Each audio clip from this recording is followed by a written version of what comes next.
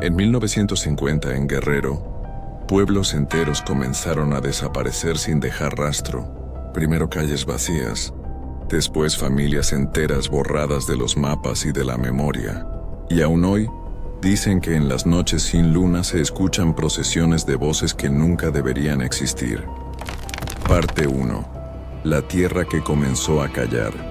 ¿Has escuchado hablar de pueblos que un día existieron, pero al siguiente ya no quedaba nada? Calles que se tragó la tierra, casas borradas como si nunca hubieran sido levantadas, y familias enteras que dejaron de figurar en los padrones, como si la memoria colectiva hubiera decidido arrancarlas. En el estado de Guerrero, hacia 1950, comenzó a tejerse una historia que nadie quiso contar en voz alta, pero que sobrevivió en susurros, en testimonios rotos y en un miedo que aún, 70 años después, se siente en los huesos.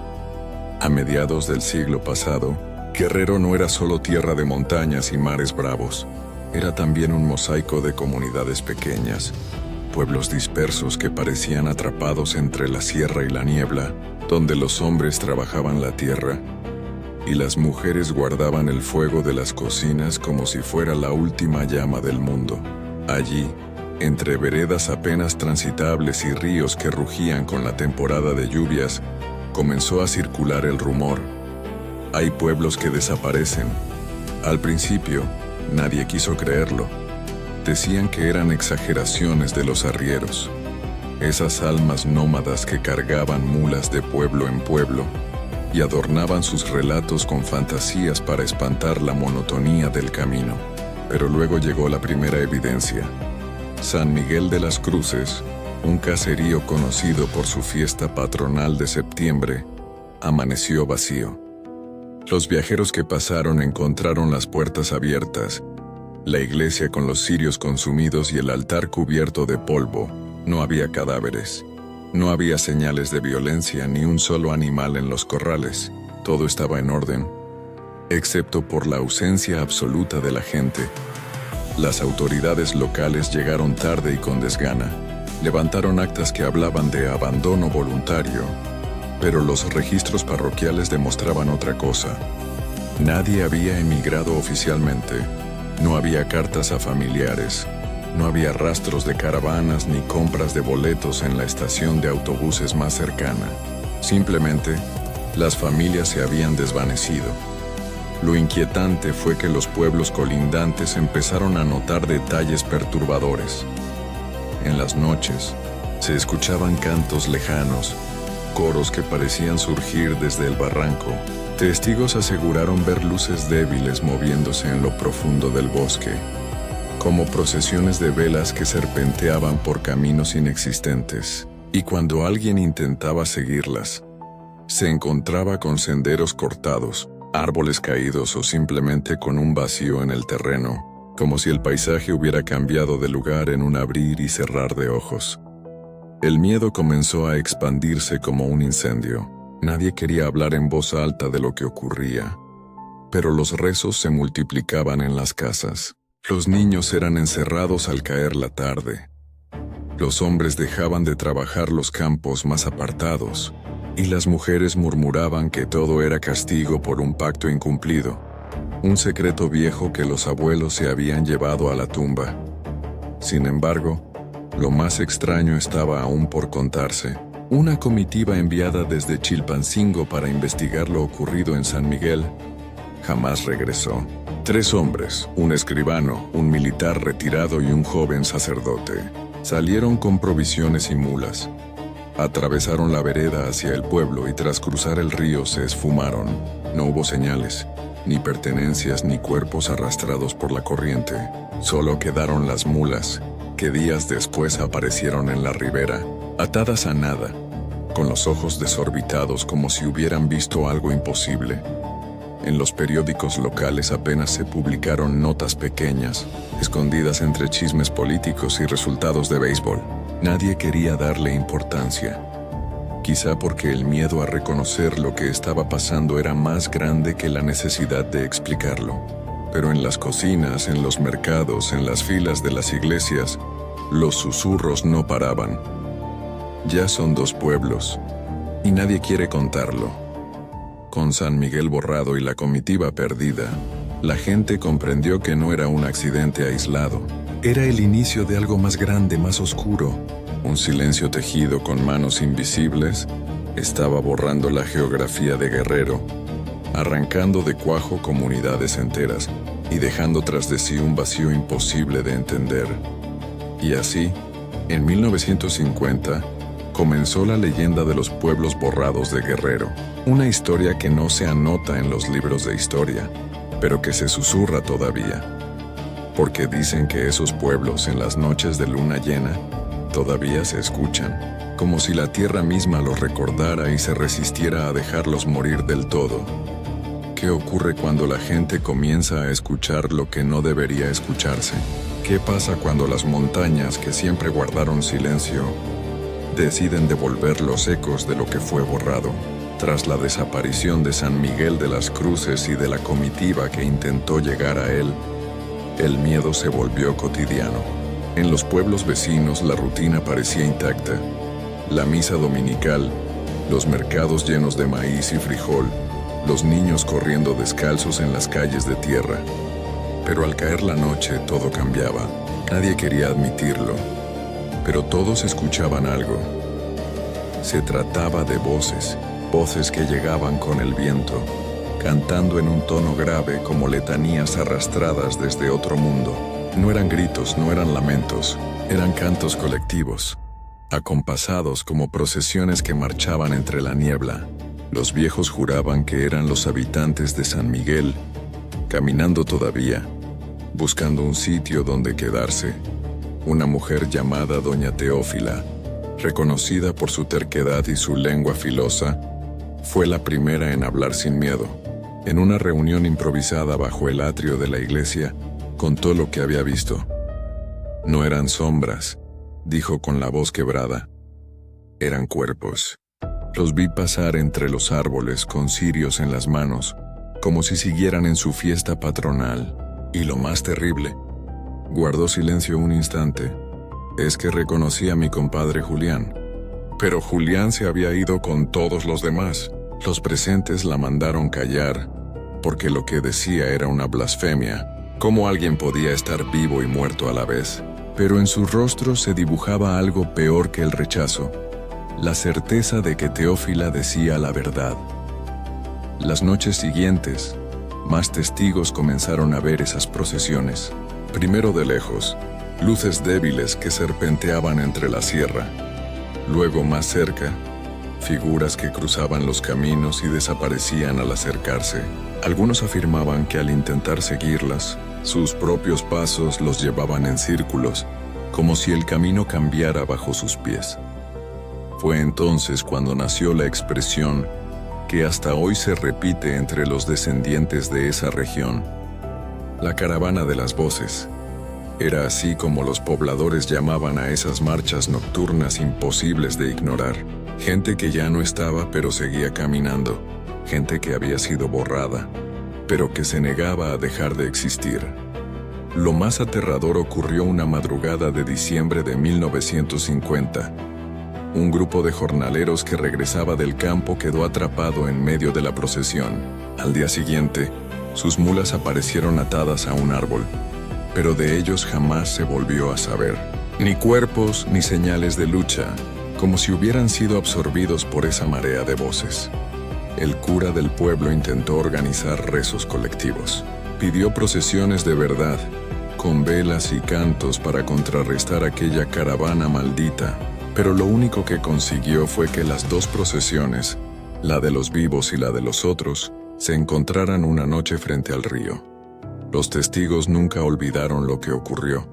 Las velas de los vivos se apagaron solas. El agua del río comenzó a reflejar rostros que nadie quería mirar, y un murmullo helado, como un rezo antiguo, cubrió a todos hasta que uno por uno fueron cayendo de rodillas, rezando entre lágrimas, incapaces de levantar la vista. Al día siguiente, nadie quiso hablar de ello. Solo se escuchó a un niño decir: «Vi a mi abuela, pero mi abuela ya no está con nosotros».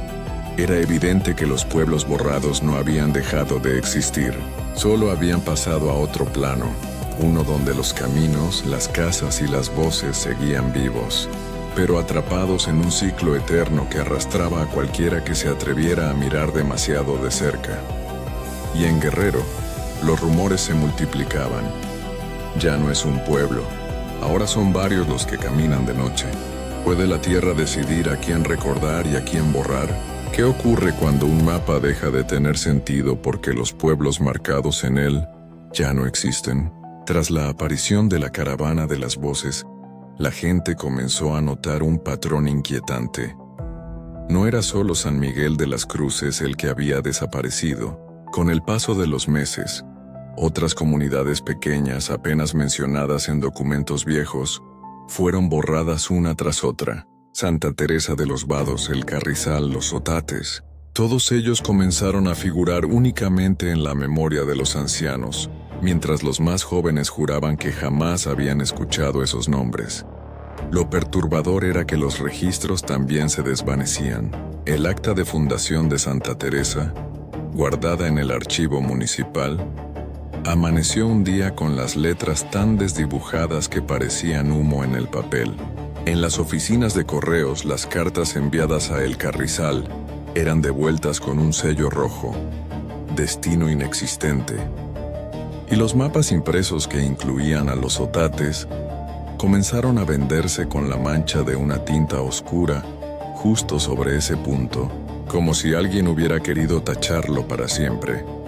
La gente empezó a hablar de la tierra hambrienta, una fuerza invisible que no solo se llevaba a las personas, sino también sus nombres, su historia, hasta sus huellas escritas. Era como si una voluntad oscura decidiera que esos pueblos jamás debieron existir.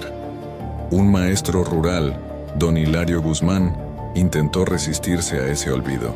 Había nacido en los Otates y juraba que no dejaría que su pueblo desapareciera. Copiaba una y otra vez los nombres de las familias en un cuaderno. Rezaba por cada niño que había enseñado a leer y recorría las veredas buscando rastros de vida. Pero cada noche, al abrir el cuaderno, las letras aparecían borrosas, desvanecidas, hasta quedar en blanco. Una madrugada, el maestro no volvió a casa, solo se encontró su cuaderno en medio del camino, abierto en una página completamente limpia. Desde entonces, nadie volvió a pronunciar su nombre en voz alta, como si también él hubiera sido borrado. Lo más aterrador llegó cuando los rumores comenzaron a extenderse más allá de Guerrero. Viajeros de Michoacán y Oaxaca afirmaban haber escuchado sobre pueblos que no existían en ningún mapa, pero que aparecían de repente en sus recorridos, como espejismos. Decían haber entrado a pequeñas comunidades donde la gente los recibía con comida caliente, pero que al despertar a la mañana siguiente ya no había casas, ni habitantes, ni caminos, solo campo abierto y silencio. Los abuelos advertían: si un desconocido te ofrece techo en medio del monte, no aceptes. No sabes si ese pueblo existe o ya fue tragado. Algunos estudiosos intentaron racionalizar el misterio. Hablaron de epidemias, de migraciones secretas hacia Estados Unidos, de conflictos armados encubiertos, pero nada de eso explicaba las procesiones fantasmales, las cartas devueltas, los mapas manchados ni los testigos que desaparecían tras seguir a las voces. La tierra de Guerrero parecía abrir la boca cada cierto tiempo y tragar un trozo de sí misma, arrastrando consigo familias enteras y sus memorias. Y cada vez que un pueblo era devorado, las procesiones nocturnas aumentaban. Más voces, más luces, más cantos que serpenteaban en la oscuridad como un río interminable de espectros. En 1951, la cifra ya era imposible de ignorar. Al menos 7 pueblos completos habían desaparecido sin explicación. Y aunque las autoridades insistían en llamarles abandono voluntario, los habitantes sabían la verdad. La tierra estaba borrando nombres, y pronto vendría por los suyos. ¿Cuánto miedo puede soportar un hombre antes de decidir que es mejor enfrentarlo que seguir huyendo? ¿Qué ocurre cuando la única opción es entrar en la oscuridad para saber qué devora a tu mundo? En 1951, después de que 7 pueblos fueran tragados por la nada, los rumores dejaron de ser susurros y se convirtieron en gritos ahogados. Nadie podía seguir fingiendo que eran simples migraciones. El terror ya no era un rumor lejano, era un destino que se acercaba cada noche. Fue entonces cuando un grupo de campesinos, hartos de esperar, decidió formar una expedición. Eran hombres y mujeres sencillos: Anselmo, el arriero de mulas; Juana, la viuda que había perdido a su hermano en la caravana de voces; los gemelos Salvador y Silverio, que conocían cada vereda de la sierra; y un anciano, don Macario, considerado el último que recordaba los cantos antiguos de los pueblos ya borrados. No llevaban armas sofisticadas, apenas machetes, linternas, agua bendita y escapularios. Lo que sí llevaban eran rezos en la boca y una determinación desesperada. Si nadie más quería descubrir qué estaba ocurriendo, ellos mismos lo harían. Salieron una madrugada de luna nueva cuando la oscuridad parecía más densa. Cruzaron ríos, subieron colinas, y a medida que avanzaban, el silencio de la sierra se volvía más pesado, como si cada paso los acercara a una frontera invisible. El primer hallazgo los dejó sin palabras. En el camino hacia el carrizal, encontraron casas de adobe todavía en pie, pero dentro de ellas no había ni muebles, ni utensilios, ni huellas de vida, solo paredes desnudas, con extraños símbolos raspados en el barro, círculos entrelazados, cruces invertidas, y trazos en espiral que parecían moverse bajo la luz de las lámparas. Juana juró que escuchó un murmullo dentro de una de esas casas. Cuando entraron, no había nadie, pero en el suelo quedaron las marcas de huellas pequeñas, como de niños descalzos, que se desvanecían antes de llegar a la puerta. A medida que descendían hacia la barranca, los cantos comenzaron. No eran gritos lejanos, eran voces claras, cercanas, rezos en latín mezclados con letanías en náhuatl. Don Macario cayó de rodillas temblando y dijo: «Esos son los cantos de mi abuelo, pero mi abuelo murió hace 40 años». La expedición siguió adelante aún sabiendo que algo los esperaba. En medio del bosque encontraron una procesión inmóvil, docenas de figuras, hombres y mujeres con velas en las manos, congelados como estatuas de cera. No respiraban, no pestañeaban, pero las velas seguían encendidas. Cuando Anselmo intentó acercarse para tocar a una de esas figuras, Juana lo detuvo. «No los mires a los ojos». Ella había visto algo que los demás no. Las pupilas de aquellas figuras no eran humanas. Eran huecos vacíos, como túneles que llevaban a ninguna parte. El grupo decidió rodear la procesión, pero en cuanto dieron unos pasos, las figuras comenzaron a moverse lentamente, girando las cabezas al unísono hacia ellos. Un coro grave llenó el aire, un murmullo que helaba la sangre. Los gemelos, aterrados, encendieron cirios benditos y los alzaron como escudos. Solo entonces las figuras retrocedieron, hundiéndose en la oscuridad hasta desaparecer. Cuando pensaron que habían escapado, llegaron al corazón de la barranca. Allí, bajo la luna oculta tras las nubes, vieron lo imposible: un pueblo entero iluminado por luces mortecinas, aunque en los mapas ya no existía. Casas de adobe, una iglesia pequeña, humo saliendo de chimeneas. Parecía un lugar vivo, pero el aire olía a tierra húmeda y a flores marchitas. Don Macario, con voz quebrada, susurró: «Ese es mi pueblo, pero mi pueblo fue borrado hace 20 años». Los campesinos comprendieron que estaban frente al abismo, un pueblo devorado que seguía caminando en otra dimensión, esperando que alguien más se uniera a su condena eterna. Y antes de decidir qué hacer, escucharon pasos detrás de ellos. No era la procesión, no eran sombras, eran otros hombres campesinos como ellos, pero con los rostros de aquellos que llevaban años desaparecidos. La expedición había encontrado lo que buscaba, pero quizá nunca volvería a contarlo. ¿Es posible que un pueblo siga vivo después de haber sido borrado? ¿Qué sucede cuando las calles que ya no aparecen en los mapas aún laten bajo la tierra, esperando que alguien vuelva a pisarlas? La expedición de campesinos se quedó paralizada. Frente a ellos, aquel pueblo resplandecía con una luz tenue, como si estuviera atrapado en un amanecer eterno. Se escuchaban gallos, el repiqueteo de campanas, hasta el murmullo de mujeres barriendo los portales. Pero todo era demasiado perfecto, demasiado ordenado, como si el tiempo se hubiera detenido en un instante preciso.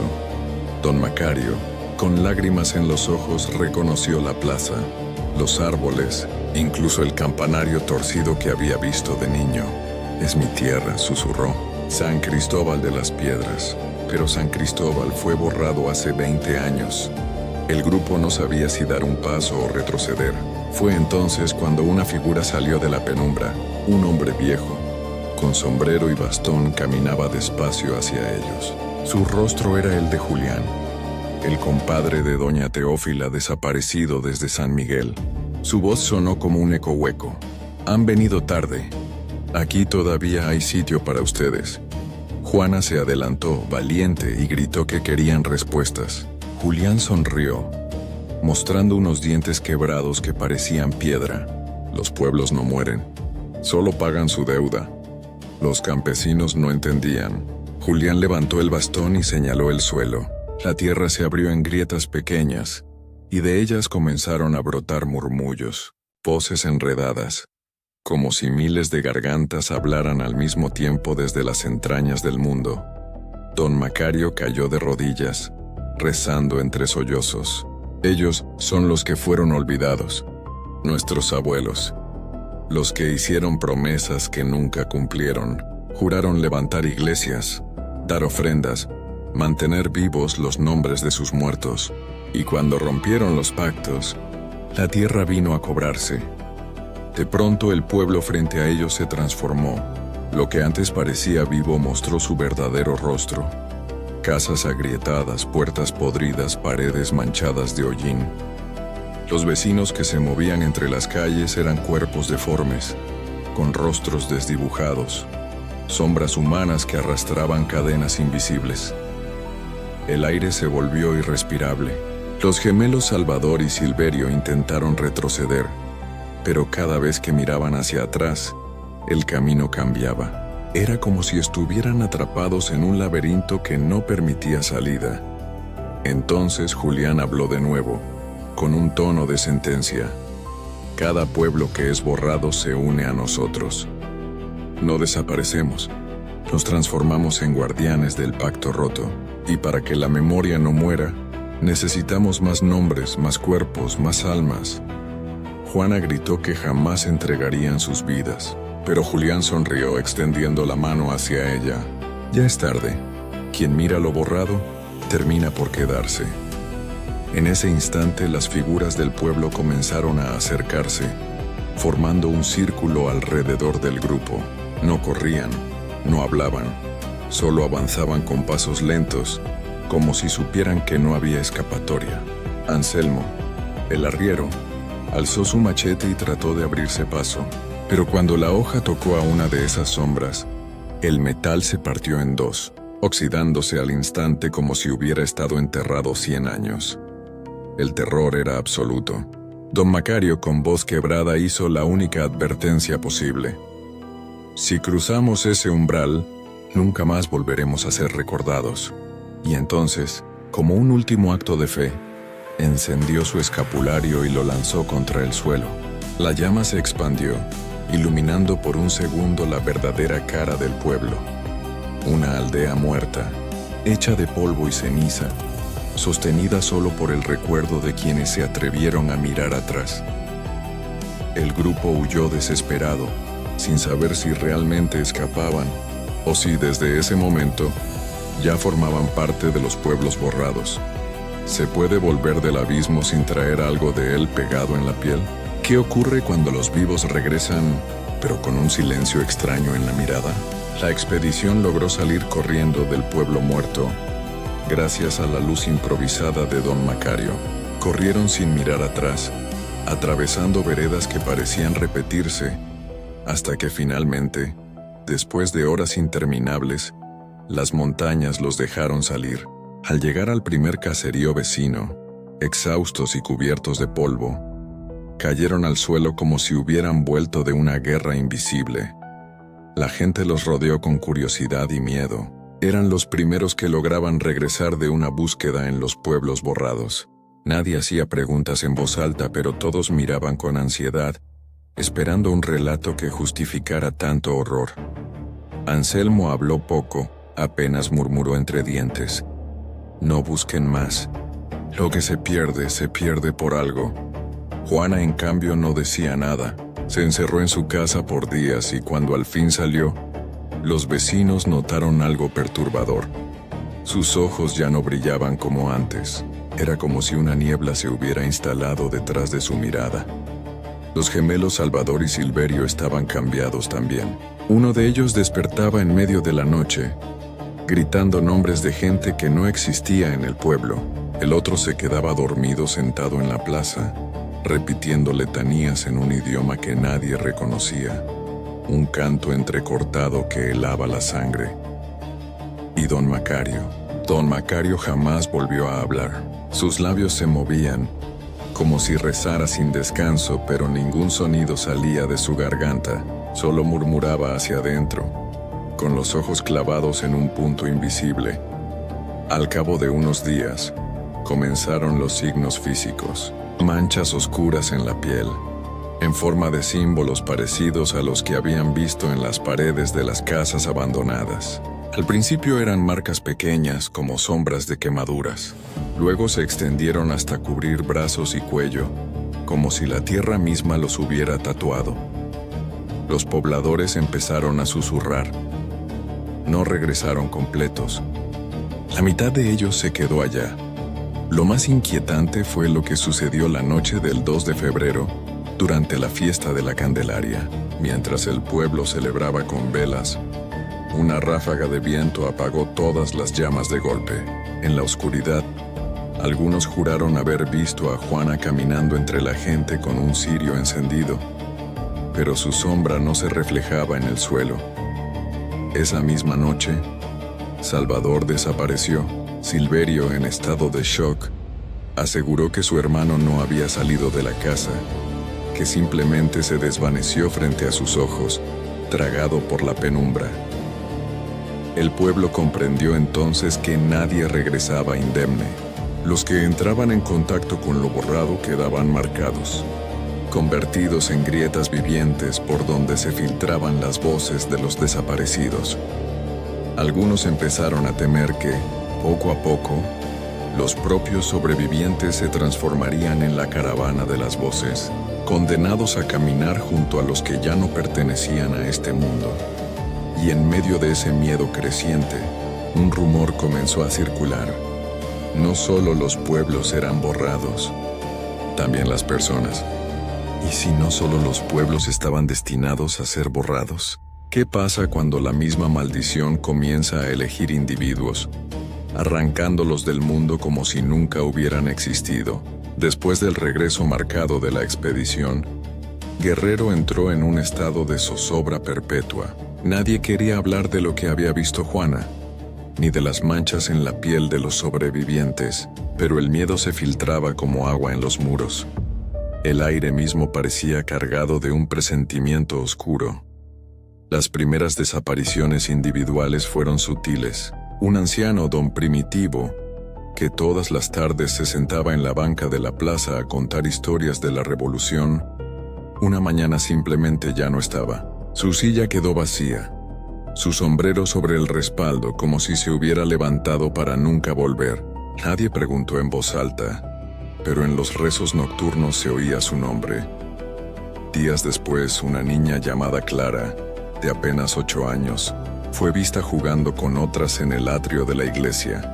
Al dar las campanadas del Ángelus corrieron todas hacia sus casas, menos ella. Sus amigas juraron que la vieron entrar detrás de una esquina, pero al asomarse no había nada, ni siquiera huellas en la tierra.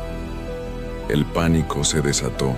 Ahora ya no eran pueblos completos, eran personas elegidas, arrancadas en silencio. Algunos afirmaban que los desaparecidos eran aquellos que habían osado mencionar en voz alta los nombres de los pueblos borrados. Otros decían que se trataba de deudas antiguas, promesas familiares que no habían sido cumplidas. El caso más aterrador fue el de doña Aurelia, una partera respetada. Una noche salió de su casa al escuchar golpes en la puerta. Una mujer embarazada pedía ayuda, cubierta con un rebozo oscuro. Aurelia la siguió hacia la vereda para atender el parto, y jamás volvió. A la mañana siguiente encontraron su pañuelo tirado en la entrada del pueblo, húmedo como si hubiera sido empapado en lágrimas. Los sobrevivientes de la expedición, los marcados, parecían saber algo. Silverio, el gemelo que había perdido a su hermano, empezó a advertir: no son desapariciones, son llamados. Los pueblos borrados necesitan compañía. Juana, por su parte, comenzó a escribir nombres en la pared de su casa. Primero don Primitivo, luego Clara, luego doña Aurelia. Cada vez que alguien desaparecía, ella lo anotaba como si temiera que el mundo olvidara demasiado rápido. Pero lo más espantoso era que a la mañana siguiente, los nombres amanecían borrados, con la cal descascarada como si hubieran sido arrancados con uñas invisibles. La gente empezó a tener miedo de dormir. Decían que las voces llegaban por las noches, susurrando nombres específicos, llamando uno por uno. Algunos juraban que escucharon su propio nombre entre los cantos lejanos.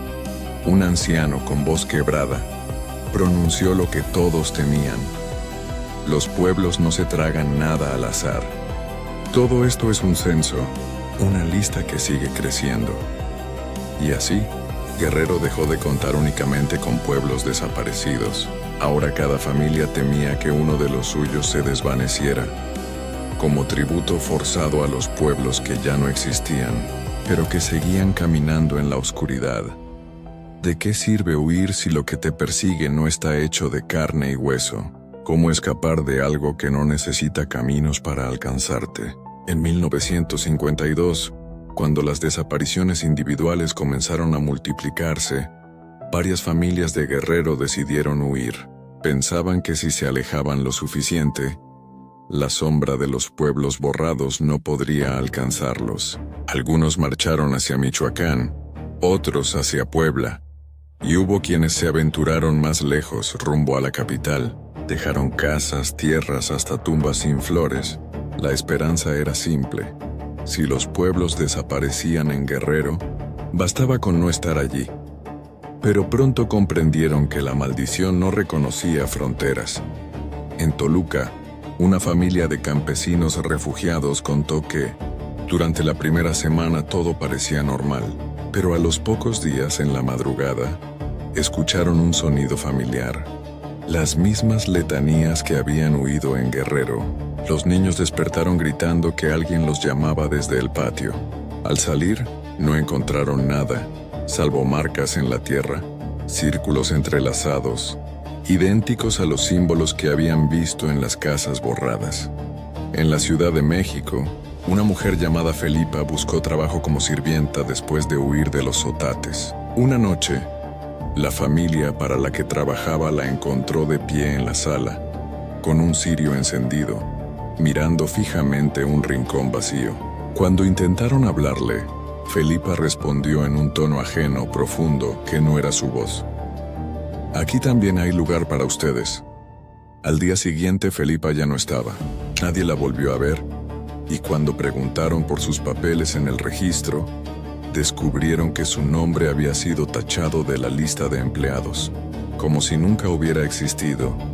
Los relatos se multiplicaron: campesinos en Oaxaca escuchando campanas invisibles al amanecer, comerciantes en Puebla recibiendo monedas antiguas en sus puestos, con fechas de pueblos borrados, niños en Morelos que hablaban con amigos que aseguraban venir de San Miguel de las Cruces, aunque ese pueblo llevaba años desaparecido.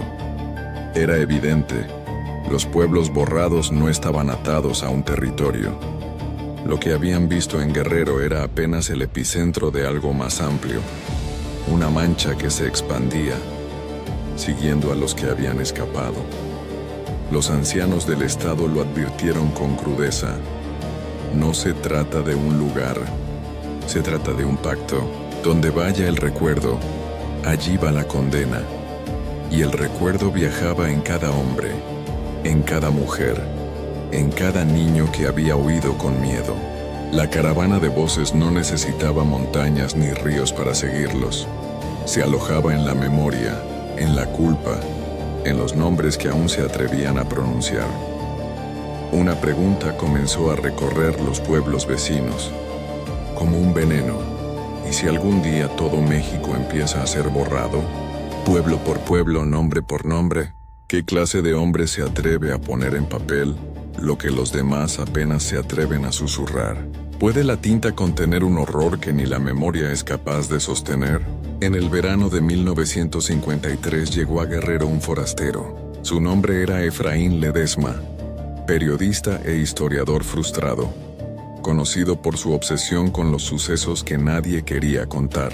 Había leído rumores en notas escondidas, pequeños recuadros en periódicos viejos que mencionaban pueblos abandonados, desapariciones inexplicables y silencios oficiales. Lo que para otros era simple superstición, para él era la gran historia de su vida. Con una libreta de tapas negras y una cámara fotográfica colgada al cuello, Efraín comenzó a recorrer las comunidades cercanas. Hablaba con viejos en las plazas, con mujeres en los mercados, con niños que repetían cantos extraños sin saber de dónde los habían aprendido. Anotaba cada detalle con precisión, convencido de que pronto tendría pruebas para escribir un reportaje que sacudiría a todo el país. Pero cuanto más investigaba, más puertas encontraba cerradas. La gente evitaba responder, y algunos, al escucharlo mencionar nombres como San Miguel de las Cruces o Los Otates, simplemente se persignaban y se alejaban. Fue entonces cuando conoció a Silverio, el gemelo sobreviviente de la expedición. Silverio estaba consumido, con la piel marcada por aquellas manchas oscuras que parecían moverse bajo la luz del sol.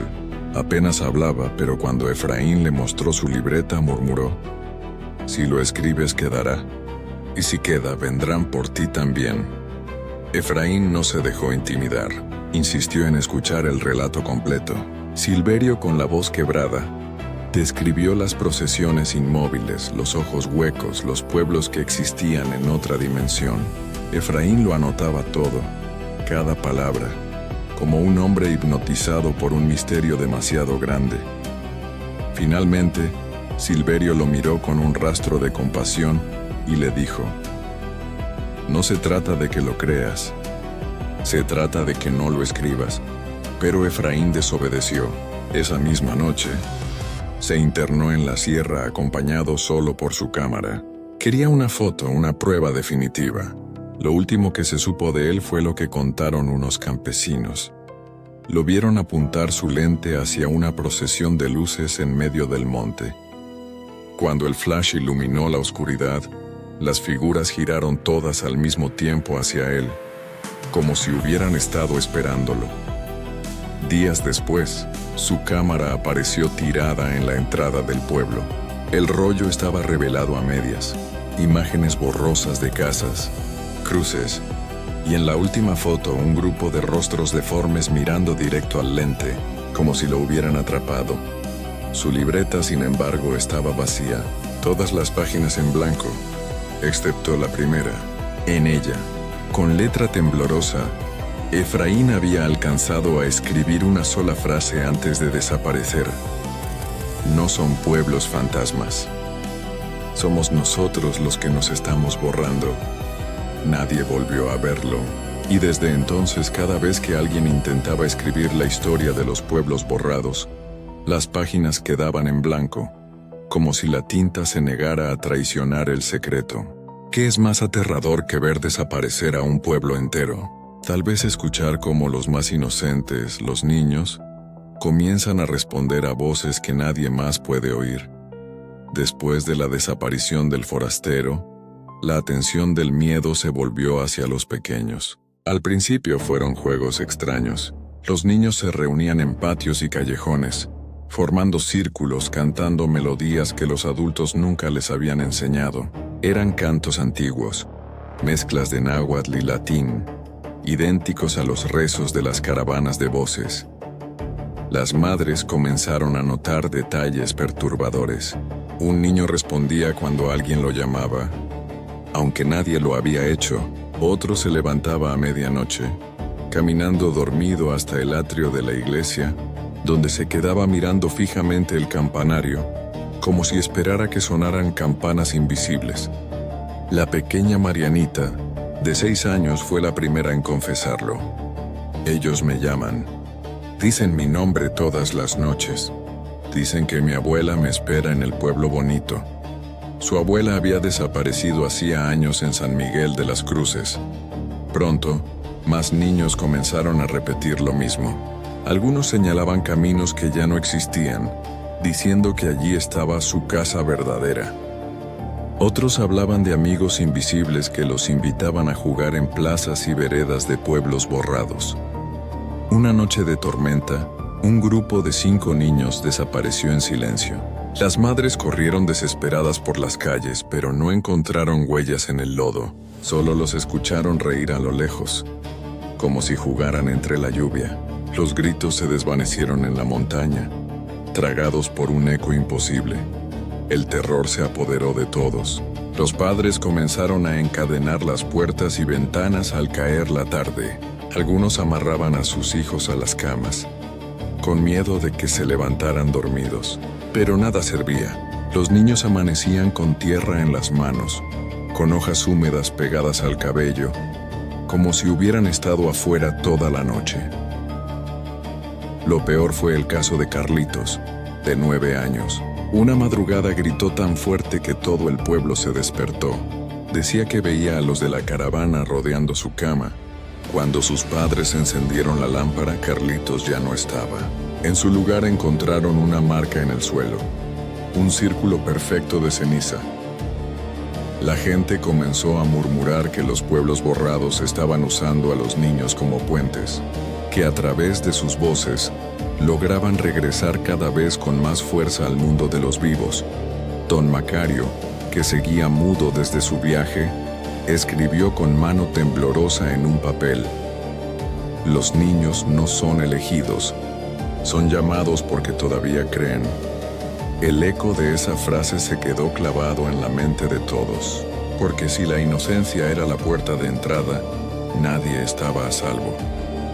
Esa misma semana, varias madres juraron escuchar a sus hijos hablar en sueños con una serenidad escalofriante. Ya casi es hora de volver al pueblo. ¿Se puede luchar contra lo que no pertenece a este mundo? ¿O al intentarlo solo se abre más la puerta para que entre con toda su furia? La desesperación por salvar a los niños llevó a los adultos a buscar soluciones que rozaban lo prohibido. Los rezos comunes ya no bastaban. Los rosarios se quebraban en las manos. Las velas benditas se apagaban solas, y los cantos nocturnos seguían filtrándose en los sueños de los pequeños. Fue entonces cuando el párroco de la región, Padre Romualdo, convocó a un exorcismo colectivo. No sería un rito para una sola persona, sino una ceremonia que abarcaría a todos los niños del pueblo. La misa se preparó en secreto de madrugada, dentro de la iglesia principal. Los padres llevaron a sus hijos dormidos, algunos atados con sogas por temor a que huyeran hacia la sierra. El ambiente dentro del templo era sofocante. El aire olía a incienso mezclado con humedad rancia, y las imágenes de los santos parecían oscurecerse bajo la luz de las velas. El padre Romualdo comenzó a rezar en latín, con voz firme, pero los niños no tardaron en reaccionar. Uno por uno, abrieron los ojos al unísono, aunque seguían profundamente dormidos. Sus labios se movían murmurando los mismos cantos que provenían de la caravana de voces. El coro de niños crecía, repitiendo en un idioma quebrado: Adsumus, Adsumus. Las madres lloraban tapándoles la boca con las manos, pero nada los detenía. Era como si fueran instrumentos de una fuerza más antigua que el mismo templo. En un acto desesperado, el padre Romualdo levantó el cáliz sagrado y derramó agua bendita sobre el suelo de piedra. Por un momento las voces se apagaron. El silencio llenó la iglesia, pesado, absoluto. Y entonces ocurrió lo inimaginable. El agua bendita comenzó a hervir, desprendiendo un vapor negro que subió hasta el techo y se arremolinó como un torbellino. Las campanas del campanario, sin que nadie las tocara, repicaron solas con un estruendo metálico que hizo temblar las paredes. Los niños gritaron todos a la vez, con un tono que no era humano, una mezcla de lamento y júbilo. Ya estamos aquí, en ese instante. Las puertas de la iglesia se abrieron de par en par, golpeadas por un viento helado. Afuera, en la plaza, se veía claramente. Una procesión de figuras sin rostro avanzaba hacia el templo, llevando cirios encendidos que no se apagaban con la tormenta. El pueblo entero quedó paralizado. El exorcismo no había cerrado la puerta, la había abierto. Romualdo intentó alzar la cruz, pero se le cayó de las manos. Estaba ardiendo como si la madera hubiera sido sumergida en fuego. Algunos padres intentaron huir con sus hijos, pero al cruzar el umbral se encontraron atrapados en la procesión, rodeados por esas figuras inmóviles que los observaban con huecos vacíos por ojos. Nadie recuerda exactamente cómo terminó esa noche. Solo saben que al amanecer, los niños estaban dormidos en los bancos de la iglesia, agotados, sin memoria de lo ocurrido. Pero 3 de ellos jamás despertaron. Sus cuerpos permanecían tibios, como si aún respiraran, pero sus ojos nunca volvieron a abrirse. Desde ese día, la gente supo que los pueblos borrados no buscaban solo tierras o recuerdos, querían almas frescas para alimentar su procesión interminable. ¿Y si el día ya no significara seguridad? ¿Qué pasa cuando el sol, que siempre espantó a los espectros, ya no basta para mantenerlos alejados?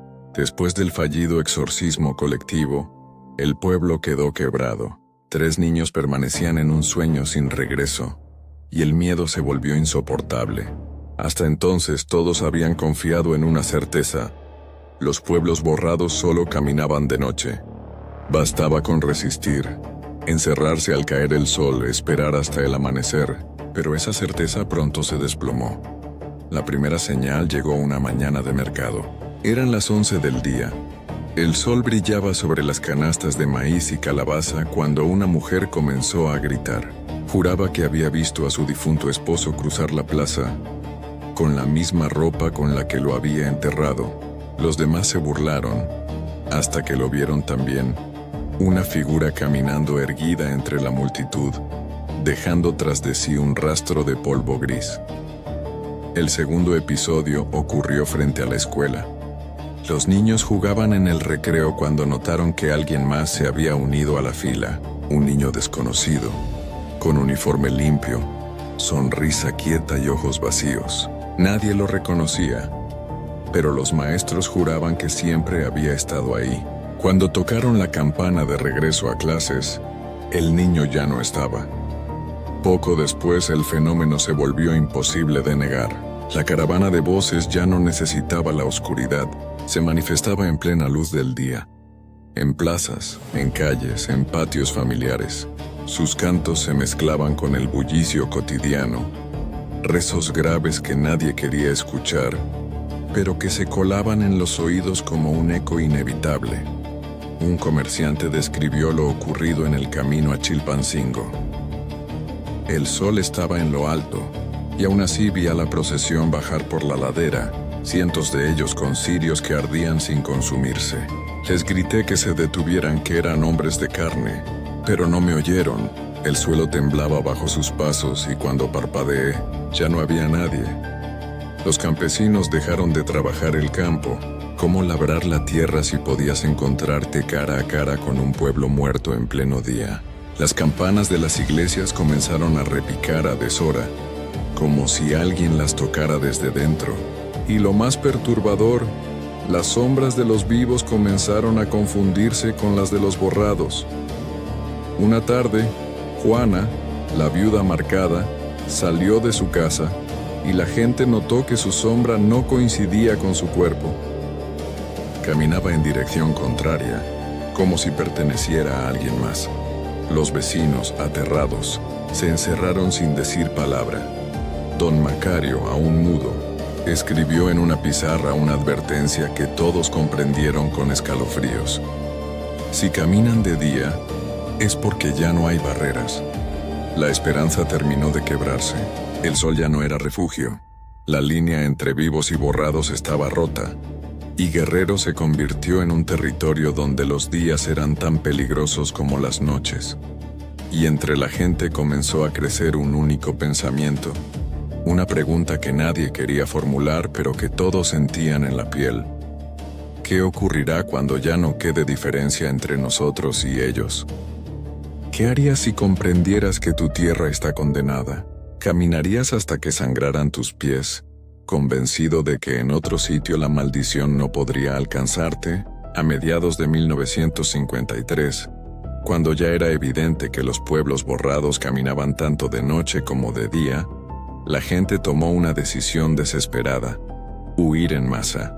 No una familia ni dos, sino caravanas enteras de hombres, mujeres, ancianos y niños que recogieron lo poco que tenían y se lanzaron por los caminos de Guerrero, con la esperanza de encontrar un rincón seguro más allá de la sierra. La primera caravana partió de madrugada, rumbo a Puebla. Eran más de 200 personas con animales de carga, carretas y cirios encendidos como protección. El silencio del monte solo se quebraba por el crujir de las ruedas y los rezos ahogados. Pero al llegar al paso de montaña, los esperaba algo imposible. Una procesión infinita bajaba por el otro lado, ocupando todo el sendero. Eran miles, con velas blancas avanzando en perfecto silencio. Nadie sabía de dónde venían ni hacia dónde iban. Los sobrevivientes juraron que entre esas figuras reconocieron rostros familiares, vecinos que habían desaparecido, niños que jamás despertaron después del exorcismo, incluso ancestros que habían muerto hacía décadas. Ante esa visión, la caravana se quebró. Algunos intentaron regresar, otros quisieron avanzar, pero pronto descubrieron que no había dirección posible. El camino estaba bloqueado en ambas direcciones, por los vivos y por los borrados. La segunda caravana tomó el rumbo del mar, buscando llegar a Acapulco. Durante 3 días avanzaron bajo el sol inclemente, y cuando al fin divisaron el océano, estallaron en llanto de alivio. Pero la playa estaba llena de siluetas inmóviles, extendidas en fila hasta donde alcanzaba la vista. Las olas lamían sus pies pero no dejaban huellas en la arena. Era otra caravana, detenida en un horizonte que nunca cambiaba. La tercera caravana, la más grande, intentó escapar hacia el norte. Se decía que si alcanzaban la Ciudad de México podrían mezclarse, ocultarse en la multitud. Pero en cada cruce de caminos, en cada salida de Guerrero, los esperaban procesiones que parecían no tener fin, duplicando los rostros de los desaparecidos, multiplicando las voces que cantaban letanías imposibles. Fue entonces cuando surgió el rumor más aterrador: no importa hacia dónde huyamos, ellos siempre llegan primero. Algunos comenzaron a creer que los pueblos borrados no estaban caminando hacia ningún sitio, que simplemente estaban en todas partes al mismo tiempo, como si hubieran dejado de obedecer a la lógica de la geografía. Una mujer que escapó con sus hijos lo dijo con un temblor en la voz: creímos que podíamos dejar atrás a la muerte, pero la muerte camina a nuestro lado, disfrazada con los rostros que amamos. Las caravanas humanas terminaron dispersándose.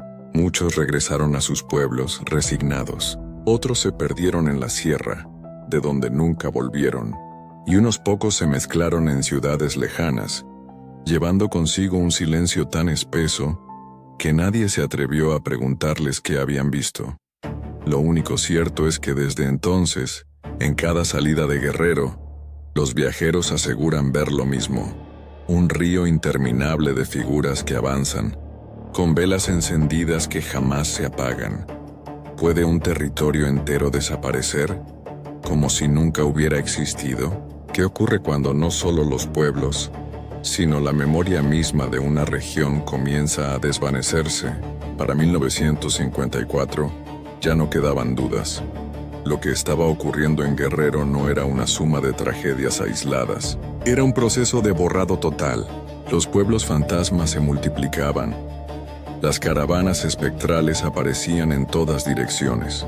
Y los intentos de huida solo confirmaban que la condena no tenía fronteras. Los ancianos empezaron a murmurar lo que nadie quería escuchar. Guerrero entero será tragado.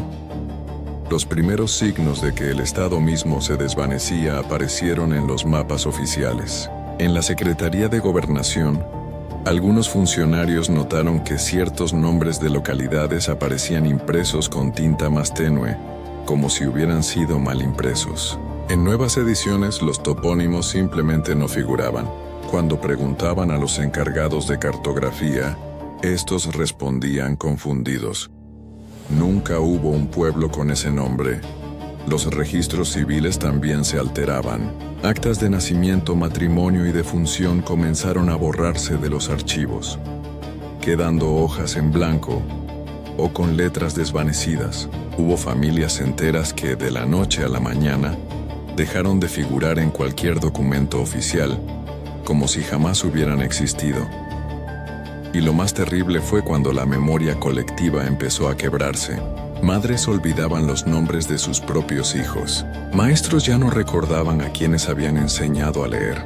Una mujer juraba haber tenido 3 hijos, pero al preguntarle por sus rostros, solo podía describir a 2. El tercero se borraba de su mente como un sueño roto.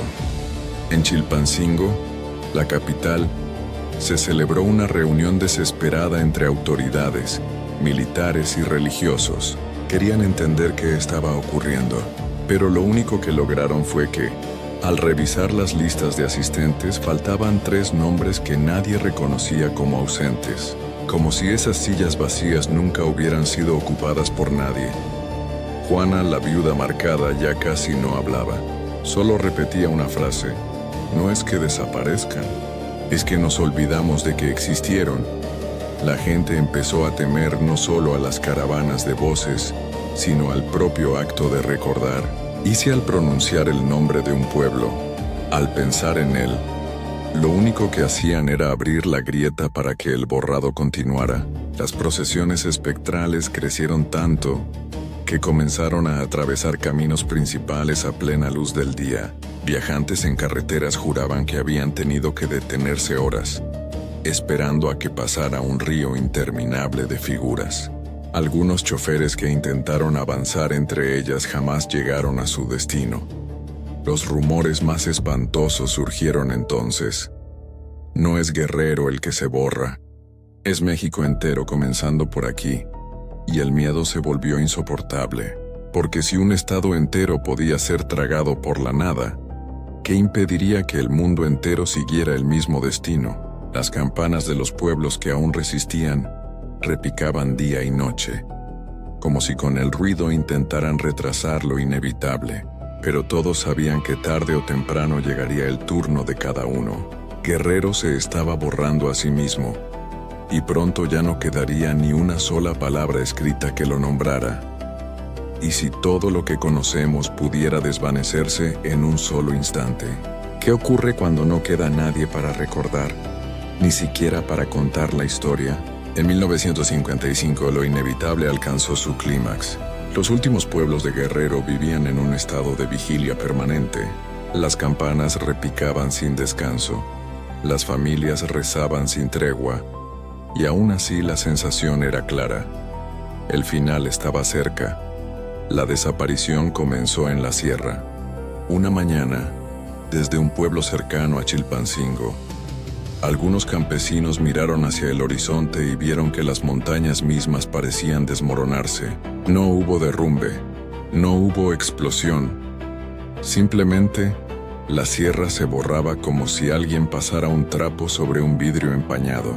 Los árboles, las veredas, las casas, todo desaparecía en un resplandor pálido, dejando atrás un vacío gris. El fenómeno se extendió rápidamente. Pueblos completos se desvanecían en silencio, sin gritos, sin resistencia. Las personas que aún quedaban miraban aterradas cómo sus manos se volvían translúcidas, como si su carne ya no perteneciera al mundo. Algunos rezaban hasta el último segundo, otros corrían inútilmente, intentando huir de una nada que los alcanzaba por todas partes. Juana, la viuda marcada, fue la última en hablar. Frente a un grupo de niños que aún respiraban, dijo con voz apagada: «No olviden sus nombres, aunque nadie más los recuerde». Y en ese instante también ella se desvaneció, dejando solo el eco de sus palabras. Los mapas del país fueron corregidos poco después. En las ediciones nuevas, Guerrero ya no aparecía. Los funcionarios aseguraban que nunca había existido, que todo era un error de imprenta en documentos antiguos. Cuando los periodistas preguntaron a los habitantes de estados vecinos, muchos respondieron confundidos. ¿Guerrero? No, aquí nunca hubo nada con ese nombre. Pero algunos todavía guardaban rastros imposibles de ignorar. Fotos antiguas en las que aparecían pueblos que ya no existían. Monedas con inscripciones ilegibles. Cartas enviadas a direcciones borradas. Y sobre todo, las voces. Porque hasta hoy quienes viajan por el sur de México afirman que en ciertas noches sin luna se escuchan procesiones avanzando entre la nada. Voces que rezan letanías olvidadas, coros que pronuncian nombres que ya no figuran en ningún registro. Y entonces surge la pregunta que hiela la sangre: ¿Guerrero realmente existió? ¿O siempre fue un recuerdo prestado, condenado a desvanecerse desde el principio? Lo único seguro es que el silencio absoluto que dejó tras de sí sigue creciendo, como si buscara nuevos territorios que borrar. Quizá algún día alguien cuente esta historia y, al terminar de leerla, descubra con horror que tampoco recuerda el nombre del lugar en que vive.